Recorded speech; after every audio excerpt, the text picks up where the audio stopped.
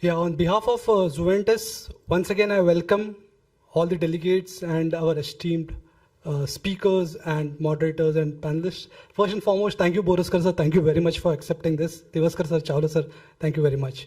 I take this opportunity of introducing Dr. Bhoraskar, even though sir doesn't need any introduction. But sir, retired professor of Grand Medical College Department of Medicine, is a postgraduate teacher in diabetes of IDF Center of Excellence and MD FRCP London. But I'm sure everyone sitting over here needs no introduction of Dr. Bhoraskar. I would request sir to introduce our esteemed panelist and speaker. Thank you very much. Long press. Long press. It's my pleasure really to be present here for this launch, and I'm really grateful to you for inviting me and also given me a chance to sit with some of my students who are surpassed me in all areas: academics, name and fame, and money. So I have a first pleasure to introduce Dr. Bhupesh Dewan Sahab. He's a Director Medical Services Zuventus, MD in Pharmacology from GMC, Amritsar. Anything with GMC is very close to me. 28 years plus years of experience with top pharma companies including German Remedies, AimCure, Medley, and international work experience in England with the Parexel International Corporation. Conducted more than 100 clinical trials and published research papers in international and national paper review journals. That is, I must admit, more than me.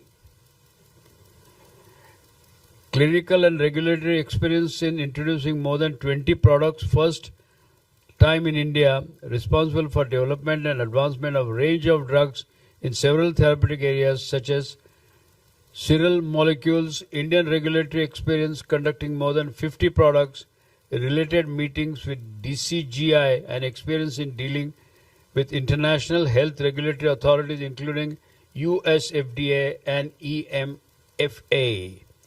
Vast experience of conducting product-related lectures as a part of continuous medical education, CMEs, over 1,500 CMEs in India. These are very large numbers. And I'm really privileged to introduce such a dynamic man, Bhupesh Bhai, and welcome to you. Now, I should hand over this, or we have to introduce other people also? No, I don't mind, but I might tell certain things which they don't like, you know. Sir doesn't mind, but we are afraid. I think, sir, just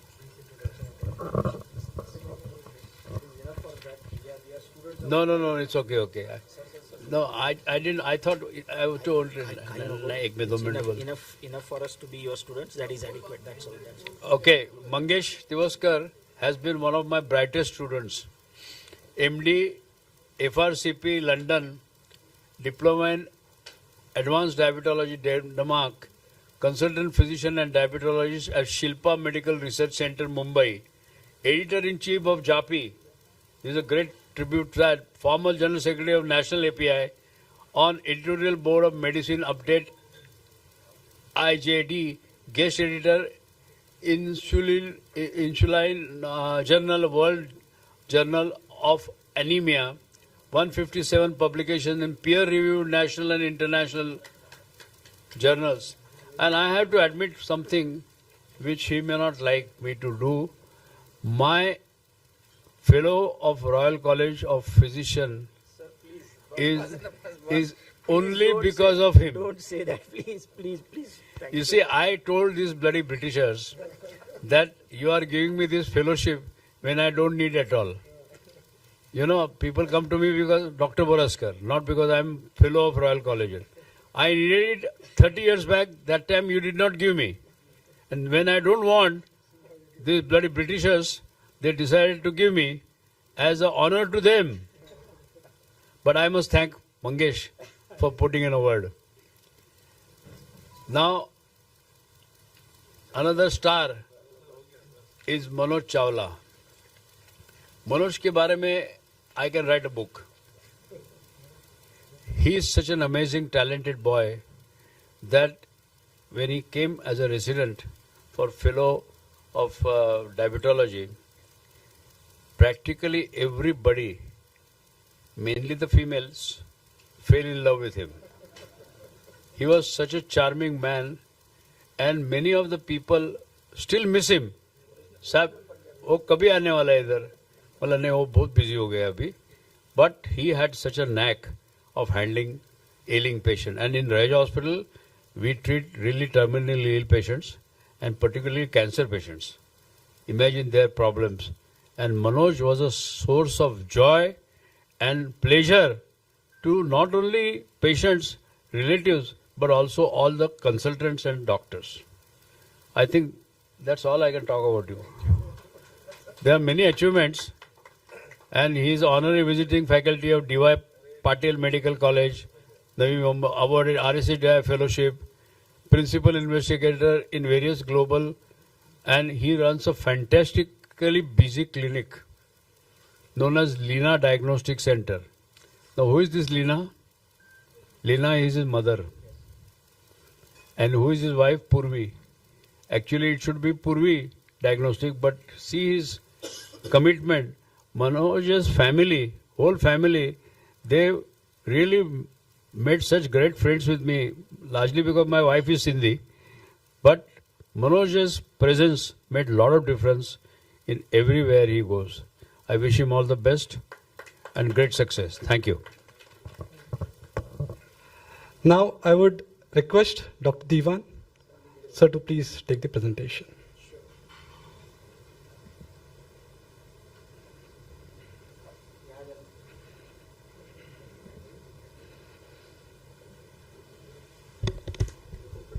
Mike.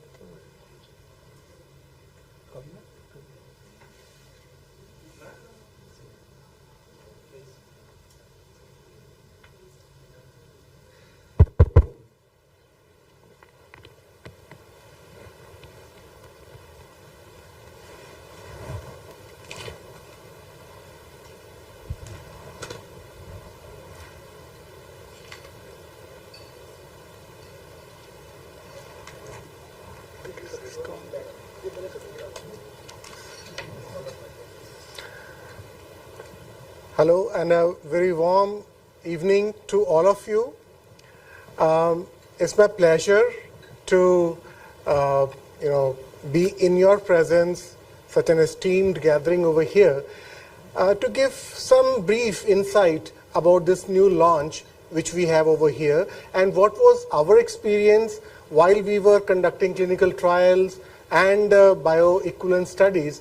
What did we learn about it? So I'll just be in a very brief manner explain it to you. Trelagliptin is one of the novel DPP-4 inhibitor available in Indian market now.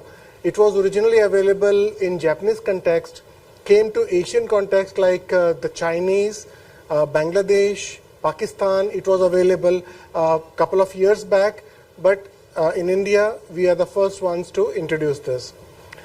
You see, there are so many other once weekly therapies available, like we have omarigliptin as one of the DPP-4 inhibitors.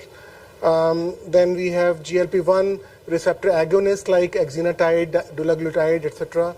And once weekly insulins also, like Icodec and Afsitora.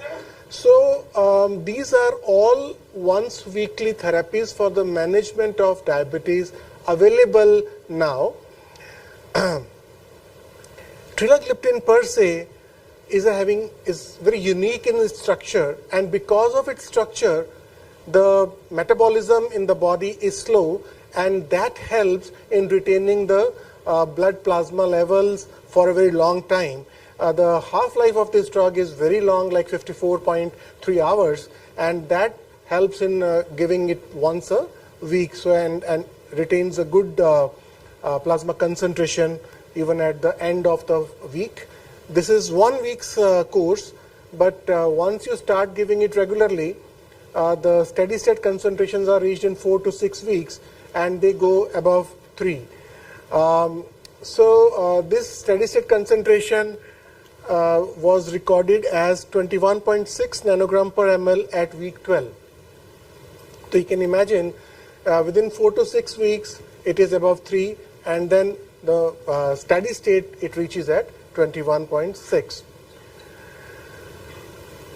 The slower dissociation helps in a better control of the DPP4 enzyme. So it is 8 to 15 fold slower dissociation as compared to other DPP4 inhibitors like vildagliptin and sitagliptin. As far as the pharmacokinetics is concerned, it's very interesting. The bioavailability is very high.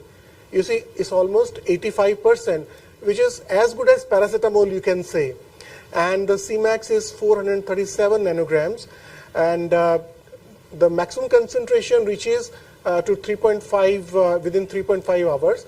So many times the question is asked, like if we give the first tablet, in how much time the action starts?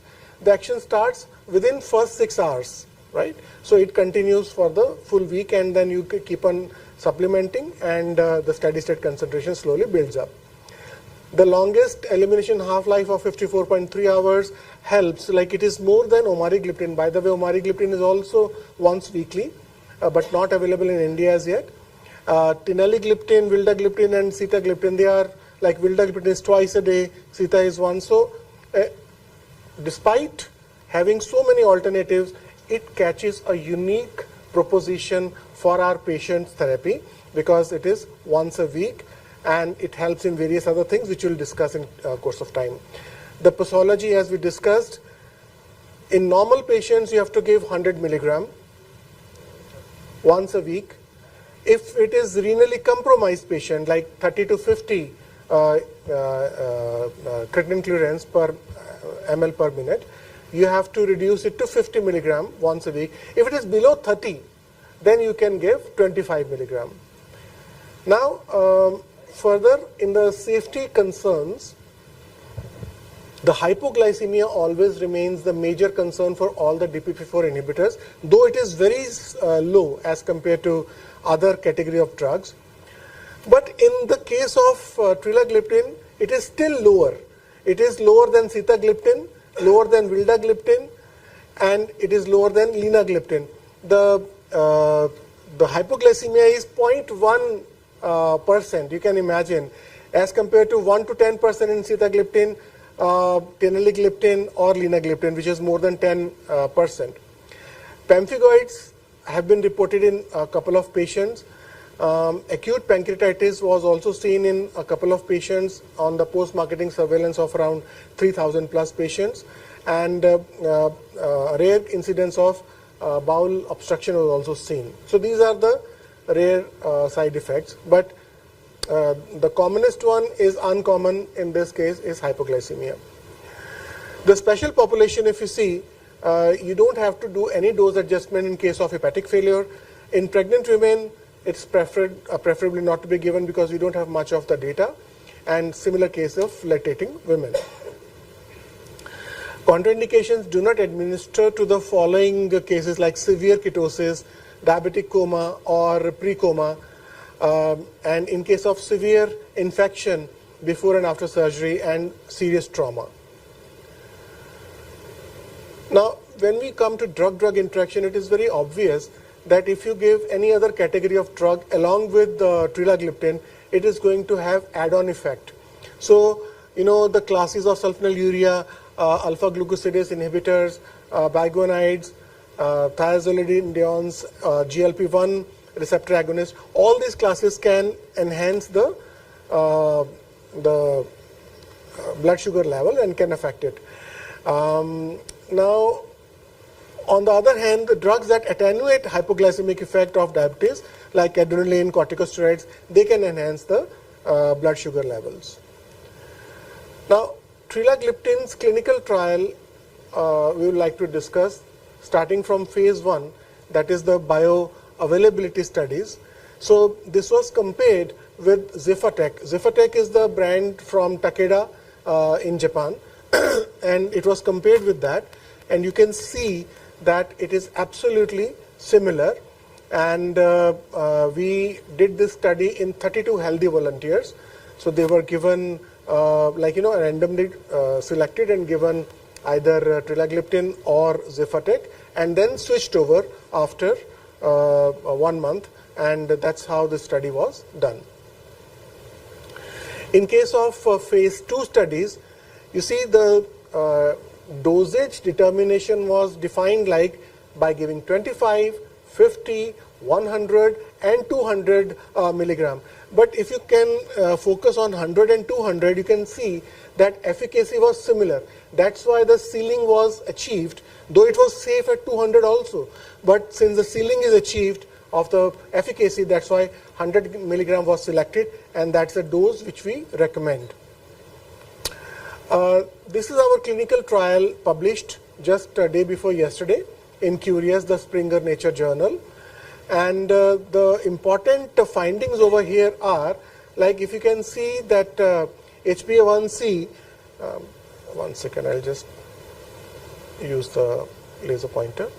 Okay, so you can see 1 to 1.25 is the level of HbA1c reduction which we can see, and an Indian experience is very important, because until we try in our own population, we will not be sure whether ethnically there is a variation or not, but it was found that it is having uniform effect.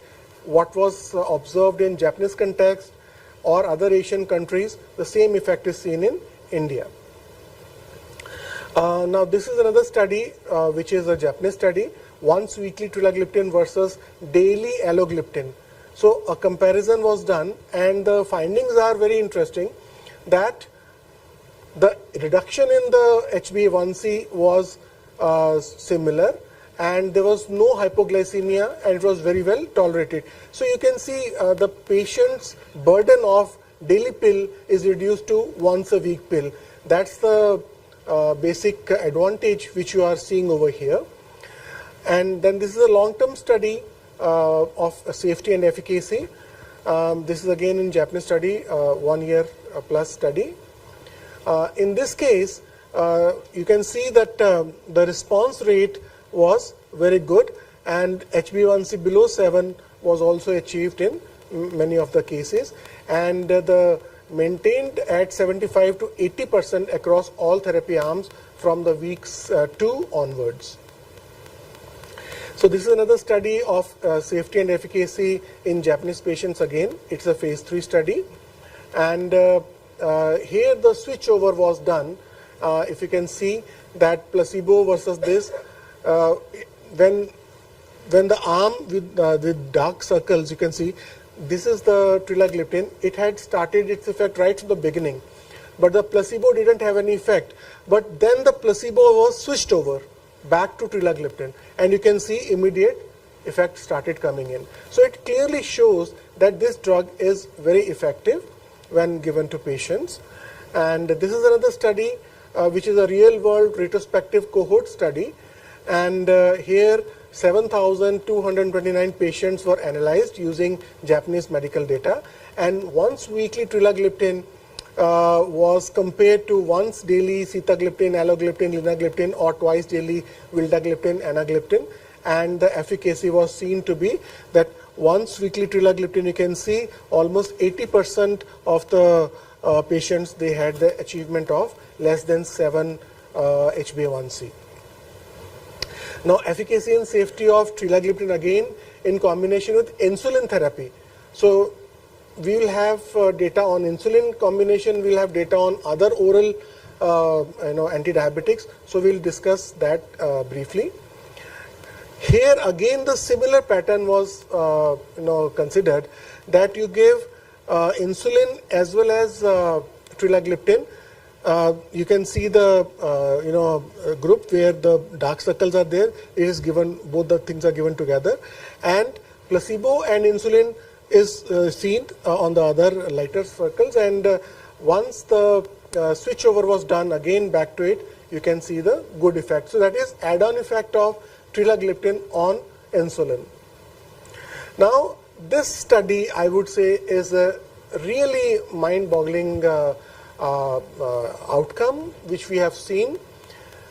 I don't see many studies conducted where the standard deviation was kept as the primary outcome. This is the one study which we have seen. This shows that the variability in the HbA1c is least. So it's a minimal variability because the standard deviation has come down from 11 to 4. This is very, very interesting study. Another study is there for efficacy and safety as a meta-analysis. Since I was discussing that various other drugs and comparators have to be seen.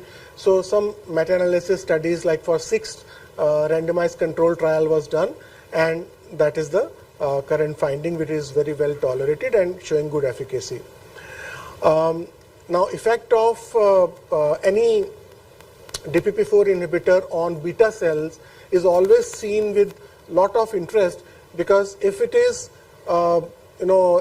if it is reducing the beta cell dysfunction or improving the beta cell functioning, I would say it is very good.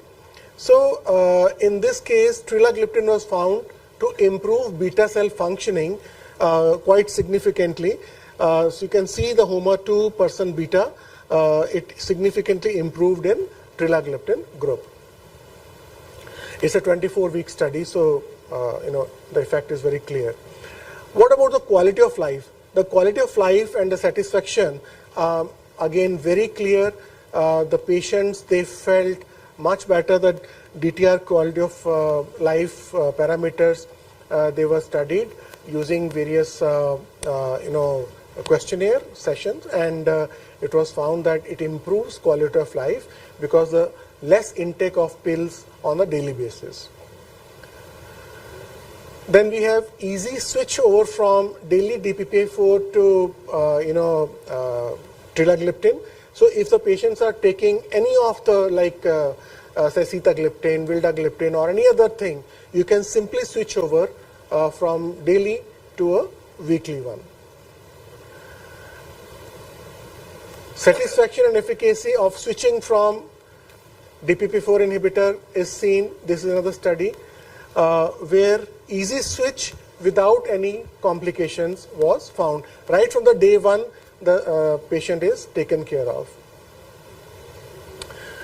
Now summary and advantages.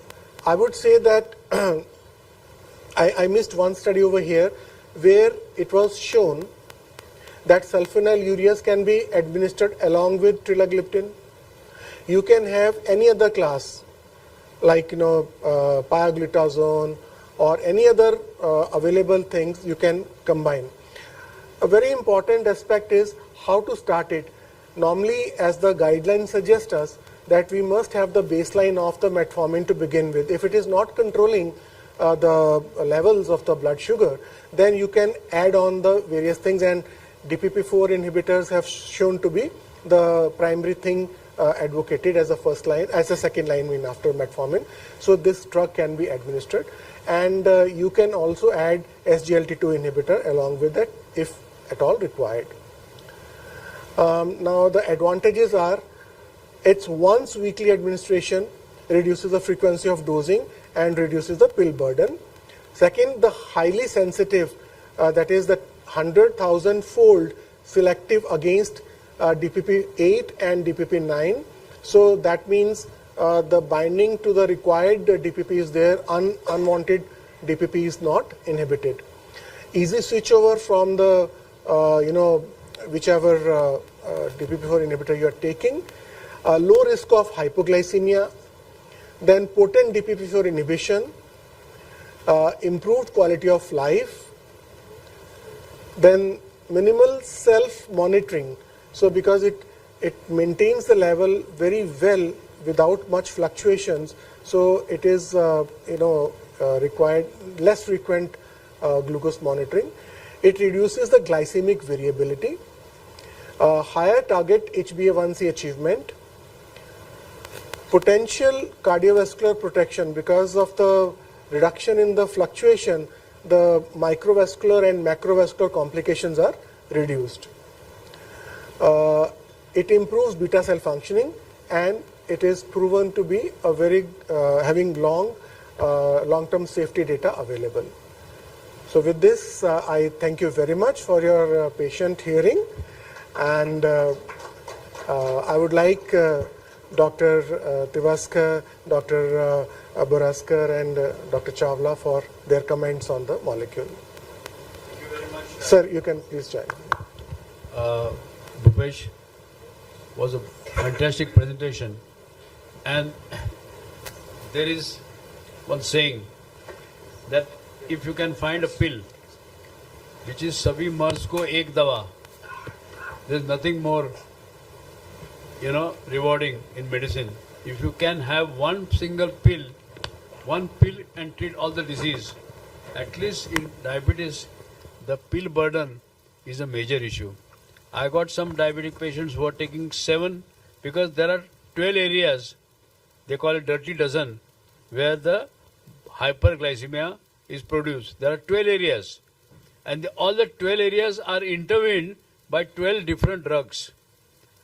I have seen some great physicians, particularly senior physicians, because of demand on the part of by the patients, they continue oral hypoglycemic agents, 6 or 7 tablets with the HbA1c of 10 and creatinine of 3. I say he is one of those unfortunate doctor who has achieved the magic figure of 7. Now what is magic figure of 7? 7 HbA1c. That is ideal. But here their patients have a creatinine of 7, potassium of 7,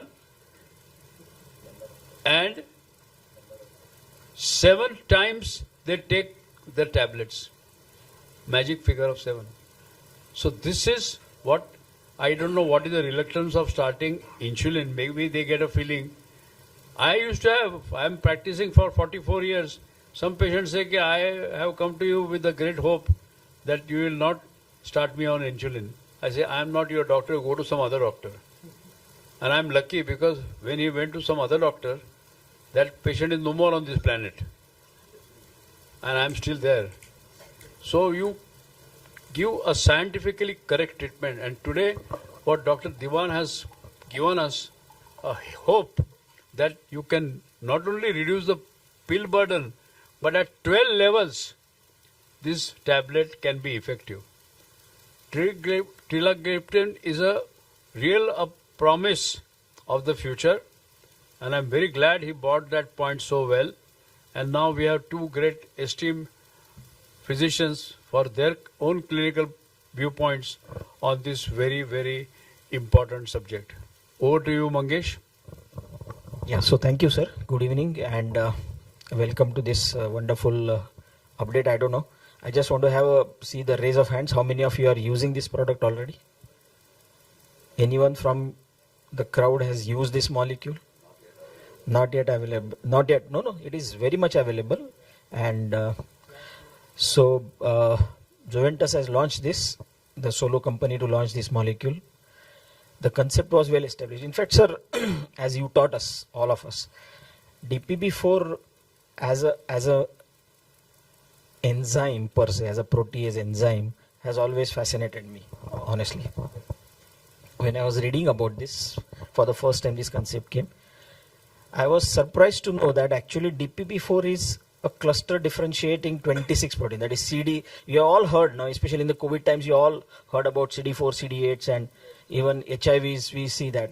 So this again, DPP4 is again an immune responsive amine which gets secreted by almost all tissues, and we all know that they exist in basic 2 and sometimes even 3 forms in the humans. A soluble form, which is a circulating DPP4, a transmembrane form, which is in the membranes of the cells, and there are some DPP4s which are also there in the tissue form.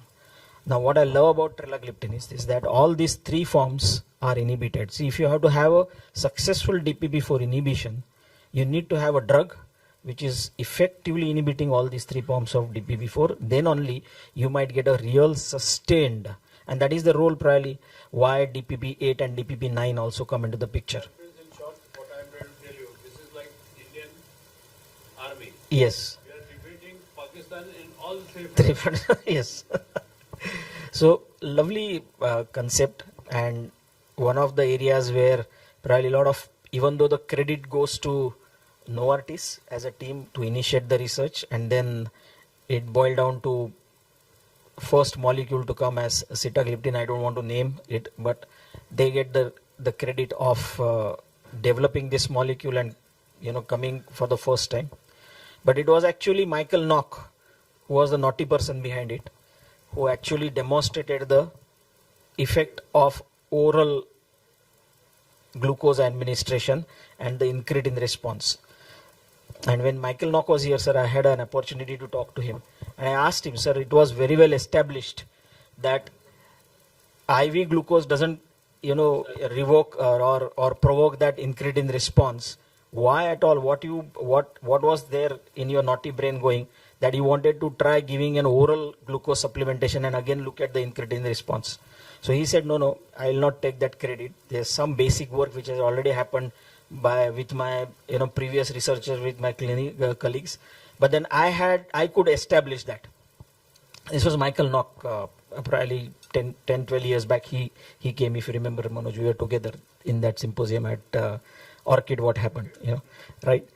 So one intriguing fact, or one very interesting fact about this DPP4 concept, as we all are aware about it, that better you inhibit this molecule, you get much safer A1C control, and the drug, which can proudly be said that you have a minimum possible side effects. Now here is the drug which is fairly safe. The best part of this is that it starts rising very slowly. So there is no concern as far as the cardiovascular issues, the QT prolongation challenges and all those things. And the best part is that it has got a truly long half-life. So, if the patient misses a couple of days of therapy, it doesn't matter, he can restart. Or Manoj and me and Dr. Bhupesh were discussing that even Dr. Bhupesh has confirmed that even somebody misses a dose on that particular day, if it is fitted here in memory that every Sunday you have to take the tablet, maybe probably if somebody misses on that particular Sunday, he or she can even continue from the next Sunday as usual. So that much is the effect of this drug. Now that is what makes this drug really wonderful and ease of the therapy. So that's all. Probably we'll be open to the questions. Manoj, we would like to hear from you. Thank you. Evening, everyone. So, I've had the opportunity, like Mangesh and some others, to use this drug over the last few weeks. In fact, I was told that mine was the first prescription which the company got the day after the launch. But yes, in terms of our own clinical experience, our patients are going to come back soon, so we will get more real-hand experience of the usage in India. But the data has seemed interesting. So what Dr. Dewan presented has been again reassuring. And there are few things that you always want to see when the data is presented. DPP4s are not new for our market. We have used it now for over a decade and a half. There are a couple of strong points for use of this category. A lot of people have said today, with evidence with GLPs and SGLTs as renovascular protective, what is the role of DPP4 inhibitors? To that extent, many question that are these drugs going to survive? Now, to the credit of DPP4 inhibitors, they continue to be drugs which are efficacious and safe. And that's one of the most important aspects for any of us as clinicians, which helps us decide what drug to offer, especially to your patients who are starting their journey afresh with type 2 diabetes. The last thing that you want is your patient to have any kind of side effect, be it hypoglycemia, be it weight gain, be it genitourinary infection, be it dehydration, or be it electrolyte imbalance. And that's very often what takes our patients away from continuing medications in a chronic disease scenario, and then looking at alternate therapies or doing anything but taking the drug. So one of the important considerations which drives any of us to choose a particular therapy is the safety of the drug. Yes, sir. What takes away our patients is not cost of the medicine, but cost of the monitoring. This CGMS and all this monitoring, and they say the monitoring and insulin therapy goes like Tawalji and Singer. You can't give insulin Without monitoring. And the cost of monitoring is so high. Now, this is the beauty about this product, that you don't need monitoring so much because there is no worry of hypoglycemia. That's one great point that you should remember. Okay? Right. So as sir said, these are drugs where you can go back to your Hero Honda philosophy. What was the Hero Honda philosophy? Fill it, shut it, forget it. So it is the same aspect where you are prescribing this drug, and you know that when you're calling the patient will come back, and you're not going to have your calls in between कि infection है, sugars low हो गया या फलाना problem है, and that. So extremely safe drugs, and that's one of the biggest credit for this group, which is DPP4s. Now within that segment, if you're getting a pill which is once weekly, and the data presented beautifully about the half-life and the evidence for the same, it's a boon. Now typically in our scenario where patients may have been advised lifestyle modification, and they would most likely be on metformin, even though there are fixed dose combinations available for 2 drugs and 3 drugs, ask your patients and they are not very comfortable so-called up-titrating the dose. They will always bargain with you, ki allow me more time on this medicine. But from the same scenario, if the A1C is higher and somebody is on metformin, tell them fine, continue your metformin, and I want to add just 1 extra pill in a week. The acceptance is much better, because even if you tell them that, okay, instead of metformin, I'll give you a DPP-4 acetametformin, it's still an upgradation on a everyday thing. So that acceptance of just 1 extra pill a week is far better. The other aspect to see for DPP-4s is the IC concentration. The lowest tells you about the highest efficacy. And to its credit, it was great to see that Trelagliptin is showing great efficacy. Of course, all of us need to use it in the real world scenario to reach that decision. Though between DPP4s, nobody's shown a better efficacy between Vilda to Sita. But many people in India have had that impression that Vildagliptin works far better than Linagliptin or Sita. So that's been a perception which is formed by clinical usage. And I would urge all of you to use this drug and drive to that conclusion on your own. Having said that, one other reason why we will always continue to use DPP4s is the impact of these drugs on hyperglucagonemia. So let's not forget, while we talk about beta cell secretory defect and insulin resistance, in type 2 diabetes, what is really contributing much out there is hyperglucagonemia and the alpha cell overactivity. And one group of drugs which is going to counter that is DPP-4 inhibitors. So DPPs will always be important weapons in our armamentarium, and for that aspect, a once a week pill is extremely welcome for us to offer to our patients. Also, I will tell you, practicing in Hindu colony, I got certain characters who are direct descendant of Sadashivpet. Having told them that this is once a week, they may ask you, साहब जरा आणखीन research करा 15 दिवसात नाही काही तर चालेल का गोळी there will be somebody who will try to extend this ki that I have forgotten on Sunday, but instead of Tuesday, Wednesday, can I take next Sunday? This kind of thing should be avoided, I feel. If you want to see the effect of the drug, it has to be given every week, means every week. That is the thing that you have to remember.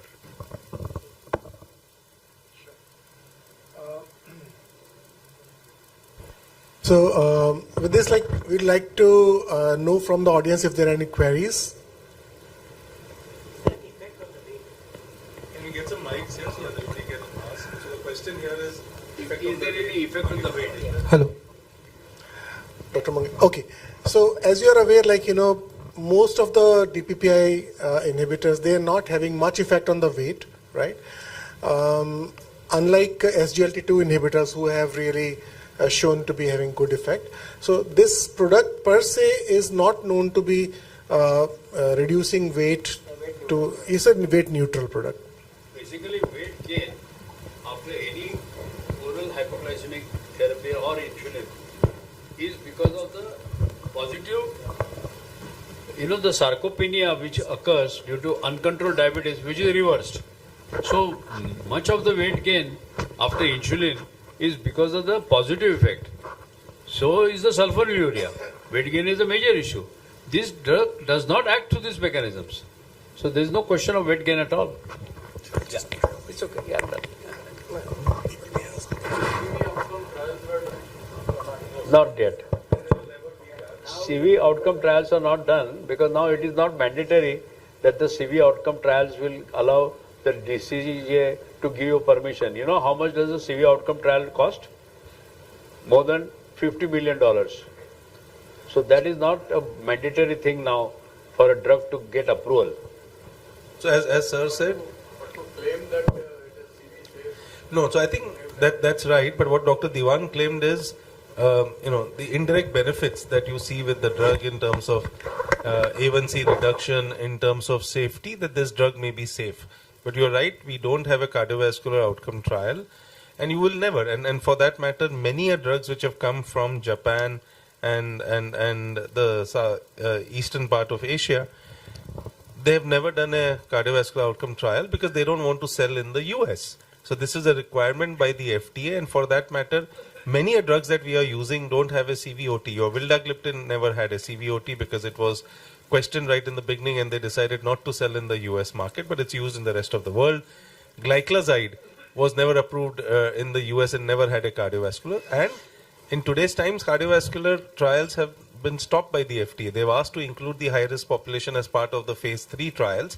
So CVOT, we've all been so programmed for the last several years, the cardiovascular outcome trials.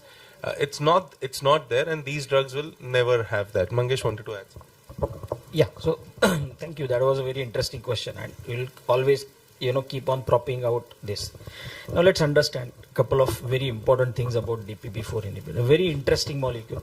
I don't know how many of you know about how this, extrapolation of the possible safety data which are driven out by the different pharmaceutical companies by the previous similar kind of drug class trials. Like, see, we do have got outcome trials for some of the DPP-4 molecules. Like we have TCOS, we had the Severtimi, which had some issues, but then came TCOS, which showed a weight neutrality there. But what is most important? Yes, surely. So, but you need to understand that the location of this DPP-4 enzyme on a gene, which is on the chromosome is chromosome 2. Now it is this chromosome 2 right in the mice as well as in the human beings. This DPP-4 representation is there. Now why I am telling you this is primarily the reason why the overall effectivity of the cardiovascular outcome safety data are derived from. So as the drugs like Trelagliptin or Alogliptin, they have derived the data from CETA and SAXA as the cardiovascular outcome trials, because these are the primary drugs which are coming up for the enzyme, which is common. And in the preclinical animal modules and the preclinical human trials as well, it has been shown that there is no impact as far as the commonest challenge are two. Number one is the QT prolongation, and the second is heart failure. And at both the sectors and both the segments, these drugs, and especially Trela, has been found to be very, very safe. So you don't have to be really worried about the outcome trials. And we do use, the drugs. Do you know that insulin never had any human trial at all? Right from the animals straight to the humans. There are no phase 1, phase 2, phase 3, nothing. So it's not that we have not done it. It's very important to understand that. And in fact, as Dr. Bhoraskar and Manoj was also talking about, more and more cardiovascular issues you start coming out with. You know what has happened to rosiglitazone. We don't want to repeat that mistake again. That is very important. No, it is still written. Now, if you listen to Peter Lynn, if you listen to Peter Lynn, he'll tell you how the severtimi, which actually caused a little problem, was not a well conducted trial. The trial people, those who were involved, were not actually the people, those who should have conducted the trial. Now, I don't want to go into the details about it. It's a very funny thing. How to just achieve number needed to treat, how rapidly the people were actually enrolled in the trial, fresh from the ICCUs, fresh from the cardiovascular OTs straightway. And the most important thing which they really have missed out is the interpretation of NT-proBNP. Now there is a close relation of DPP-4 and NT-proBNP. You need to understand that DPP-4 has an inert ability to inhibit the destruction of NT-proBNP. So somebody who is on with with DPP-4 inhibitor will have a baseline NT-proBNP which will be very high in comparison to the people those who are not on the DPP-4 inhibitors. So you need to take that with a pinch of salt. You need to understand that severtimi was not conducted with any NT-proBNP levels, even though severtimi was not conducted by doing a 2D echocardiograms, even though heart failure diagnosis in the trial was purely clinical based. And there are so many other things I can keep on talking about severtimi. So this is what exactly Bhupesh was showing me what I was talking about. So, of course, definitely, you would be definitely cautious about it. You would be really concerned about, and you should be really watchful about 2 or 3 things. And let us be very honest. Somebody who is fresh from pancreatitis, somebody has a thyroid malignancy, then probably you should be a little more watchful. Somebody who is active heart failure, you may not like to initiate these patients immediately on it. But once somebody is stable, you can easily use it if at all there is an indication for it. But now we do have got better drugs to use in heart failure, and we don't have to really push yourselves to use this kind of drugs only. The take is that generally use your clinical acumen and clinical sense to use DPP-4 inhibitors. One of the beautiful molecules, as Manoj was talking about, actually this kind of a drug which has really empowered us for the safety concept, I would say DPP-4 inhibitors are the first in the class of the anti-diabetic basket that we have, which can be genuinely said that these are the drugs, fill it, shut it, forget it. That's what, So agree with you. We should be vigilant, and especially when we start using it here in our population, I think pharmacovigilance is an aspect that all of us should incorporate in our practice and be vigilant. Having said that, when it comes to heart failure, sir, that's a warning by the FDA for the entire class. So even though saxagliptin showed what it showed in severtimi, the warning to avoid these drugs in heart failure or be cautious even holds good for sitagliptin and linagliptin. Though there was no signal shown for increased hospitalization, but US FDA has kept that as a warning for the entire class to be cautious. They don't only saying contraindicated, but to be cautious. So in that group, as Mangesh said, it's not going to be your first choice in any case. And actually the benefit of this drug clearly comes in more earlier in the life of a person with diabetes, where you're looking at using a drug which is efficacious and safe and less headache and those aspects. When the complications get in, we probably have other drugs which may be prioritized. Right? I think we have a question there at the back. Yes, sir. Good evening, everyone. So can we initiate this drug even prior to metformin as a first line drug? That's what I was thinking. So yes, absolutely right question. Now, in all the scenarios where you want to choose a drug without metformin, and that would mean whether the patient has had earlier history of intolerance to metformin, right, or any aspect where you don't want to use metformin, and then you want to choose newly diagnosed diabetic. So in a newly diagnosed patient, right, so we want to avoid metformin, as saying somebody who's extremely who's lost weight or sarcopenic, and you don't want to use metformin or can't tolerate metformin, it becomes the ideal place to use this drug, right? Because that's really where you are reducing the pill burden. Because in many other scenarios, as we said, there would be a combination that you can offer. But in this scenario, also the other aspect which becomes is elderly, where again for reasons of sarcopenia or other, you don't want to use any of the drugs. And let's say you used metformin, and patient comes back and said they have lost weight. So metformin is not a weight loss drug, but we know some patients lose weight and on the same, and they're not comfortable. Then you have a drug again as an option with that once a week option. So there are certain patient types, I would say, which become ideal. Having said that, if somebody is also already on metformin and we want to change, your one option is moving to a combination, your other option is using this once a week pill, right? Thank you. Some complications.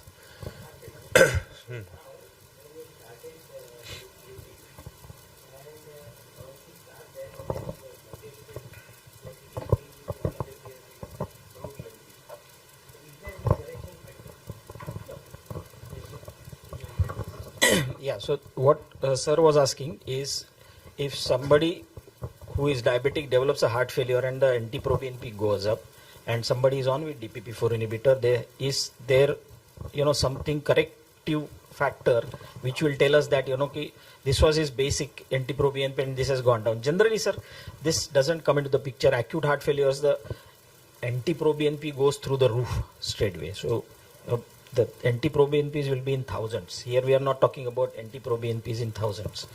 Here we are talking about maybe probably 300, 400, 500, and in beyond 500 roughly maybe, but less than 1000 for sure. Anything more than 1000, you are for sure that the drug has nothing to do with it. The question to be answered: should I discontinue the drug? Somebody is on with DPP-4. Does it call for a discontinuation of the drug? The answer may be that it will depend on the clinical status of the patient and how you are managing his or her diabetes when the patient is acutely sick in the ICU. Generally, the baseline OPD managed chronic heart failure, somebody is on with DPP-4 inhibitors. Will I stop it? I may not stop it. Right? I will definitely add a different cardiovascular protective therapy there, but that could not be a single. This should not be a single indication to discontinue DPP-4 inhibitors. But will I initiate? May not be. I may not be very, I would say prone to initiate somebody on with a new DPP-4 therapy, especially during this chronic heart failure or fresh from the heart failure.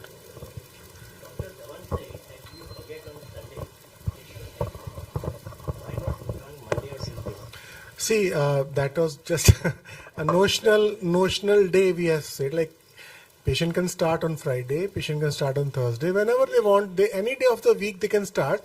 See, it becomes easier for him to remember that, okay, every Thursday I have to take this. Plus, the company is providing a QR scan. So when the patient scans it, an app is there which keeps on reminding him every week that this is the time of pill.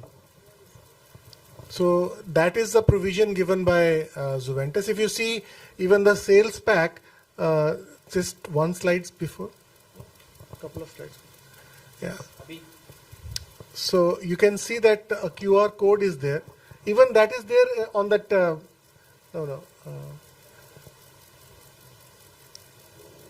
Abhishek, on your back, that.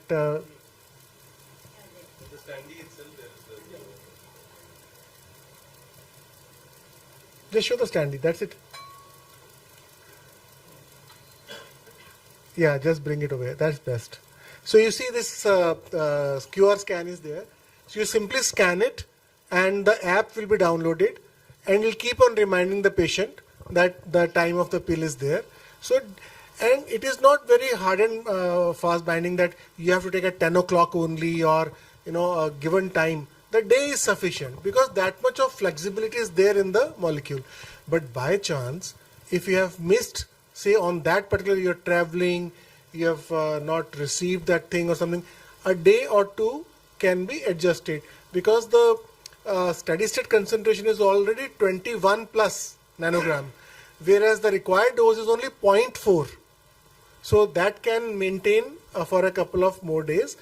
Then he can reverse and switch back to the same day again and again. Except for once a week, is there any other advantage? Sir, lot of advantages. There are so many here shown, including number one is that it has got a fantastic persistent GLP-1 inhibition, which is the biggest advantage.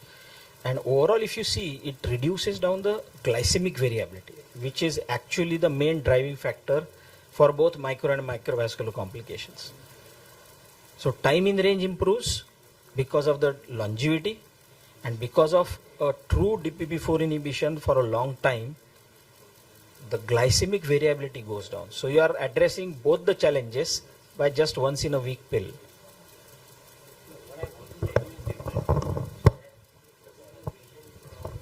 Urea.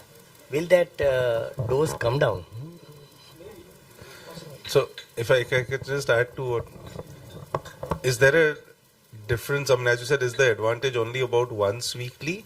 Well, the predominant advantage is once weekly, but there are other subtle benefits in terms of, as I said, efficacy, seemingly better than others, as shown by the lowest IC. Very high selectivity for DPP4 over DPP8 and 9, which means the chances of side effects, be it related to immune system or skin, are lesser. So these are some of the limitations that you have for DPP4 inhibitors. When you use a DPP4 inhibitor with a sulfonylurea, is there a chance of hypoglycemia warranting reduction in sulfonylurea dose? I think that's pretty much across any of the therapies that you would use, including other DPP4s. So again, the largest advantage is reduction of the pill burden, to be clear, and there are other subtle benefits as pointed out because of its pharmacokinetic properties and certain specifics of being more specific for DPP4 over the other DPP enzymes. Right? That's very true. One small addition I would like to give over here. You see, sulfonylureas per se are very exhausting for the beta cells. They squeeze it out practically, right? Whereas in case of DPP4 inhibitor Trelagliptin, it protects the beta cells. So beta cell dysfunctioning is reduced. That's a clear-cut winner over here. So you can switch over from sulfonylureas back to DPP4 inhibitor like Trelagliptin easily. Okay. Any more questions? Right? Gupta sir. Alan? So, there is one? Okay. Yeah, I wanted to be highlighted on more on whether in renal failure condition or what creatinine level you would like to. So, and Can it I'll be repeat continued? that, sir. I think he had mentioned, but probably one missed it. Up to a GFR of 50, no change in dosage required. 30 to 50, you'll use 50 milligram once weekly. Otherwise, the dose is 100 milligram once weekly. And a GFR of less than 30, 25 milligram once weekly. Right? So that's how you go about changing the dose on the renal thing. Having said that, let me ask a question to the Zuventus team and to Dr. Bhupesh. I don't see a 25 milligram mentioned here. Are you selling the 25? And the other question before we wind up was, you said steady state about 21 weeks. For the steady state for the drug to be reached. 12 weeks. So with it, what is the clinical implication of that in the first 12 weeks? That's very practical and interesting question. So for the first question, we definitely have 25 milligram and it is available in the market. It will be available for the renally compromised patients who are having below 30 creatinine clearance level. So that is one. Please do not start with a normal renal function patient for less than 100. For all the practical reasons, you have to give 100 milligram daily. It's only when it is like 30 to 50, as sir has told you, you have to give 50. It's not a tolerance dose that you build up. Yeah, so do not start with lower dose to build it up. That will not be very effective, right? Which always depends on, is the price of all the three same? That's a question for you all. So ideally, the price should be same for all the three doses, because it's not about the dose or the amount. You're using it for either a normal renal function or a compromise. Correct. So that's your once weekly dosage. So the price should not be different, right? Because it's not a scored tablet that somebody will knock it off into 4 or whatever. Right. And the second question is just linked to this basically, that when will be the steady state concentration reaching?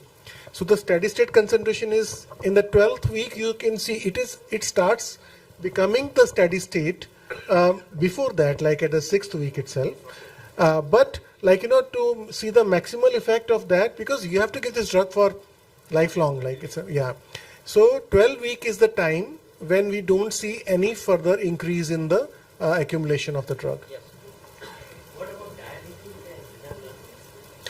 This drug is not affected by the dialysis. So when the patient is so renally compromised that you are sending him for the dialysis, the dose which he must be taking is 25, so that you can continue. Transplant, we don't have much data on. No. Dialysis is there, yeah, but not on the renal transplant patient, yeah. But I think once the, if the creatinine clearance is good, then you can continue. Because this does not affect the transplant tissue or doesn't have any T-cell immunity or something effect, like, as Dr. was also mentioning that it's not affecting the other DPPs, it is only the DPP-4 where it is selective 100,000 times. So. And also one more point is that it's fairly hepatic safe. So up to child's class 1 to 2, this drug can be continued. So that is another question which is generally asked. This one question has come, like any newly diagnosed patient, can we start with that patient? Answer is very simple and straightforward. The guidelines suggest you that you should be starting patient with metformin to begin with, and then add on this any kind of DPP-4i. So this one we can add on to that. But if you see the literature, there are several studies available on all different kind of DPP-4s where they have been given as monotherapy.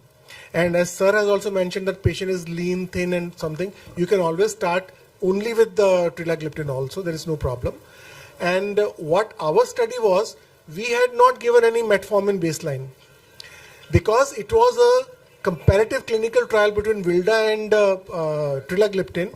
So the Drug Control Journal of India reviewed our protocols 3 times and they advised us to go straight for the monotherapy comparison since it was a clinical trial. So we have seen the effect coming in very well in all those patients, so you can understand that.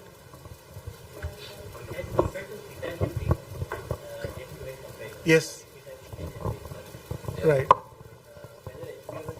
More or less? Sir, it is in the similar range. It is in the similar range. Now, our direct comparison was Vildagliptin. So you can indirectly deduce that Vildagliptin twice a day vis-a-vis Trelagliptin once weekly, they had similar effect. Rather, Trelagliptin was showing better like HbA1 reduction and especially bringing it below 7. So yeah. So cost-wise, it is better than Vildagliptin indefinite. Alad, you are the right person to, yeah. Hello. 22 rupees per day, which is equivalent to more or less 600 a month. 600 a month. But the same price for all the cells? No. That is specify, no? Please specify. 78. Pardon? 50 milligram is 78. Actually lesser. This is the price. It's 65. 65 for 25, as sir has mentioned, and 88 for this 50 mg, and 151 as sir has mentioned for. It's 65. So 65, 85 and 150. 5 is common. All right, so with this, we thank you very much for your attention, and we now invite you to join us for the dinner. Thank you so much. Thank you, Dr. Mangesh. Thank you, Dr. Chawla. Right. Don't be a wall between the food, huh?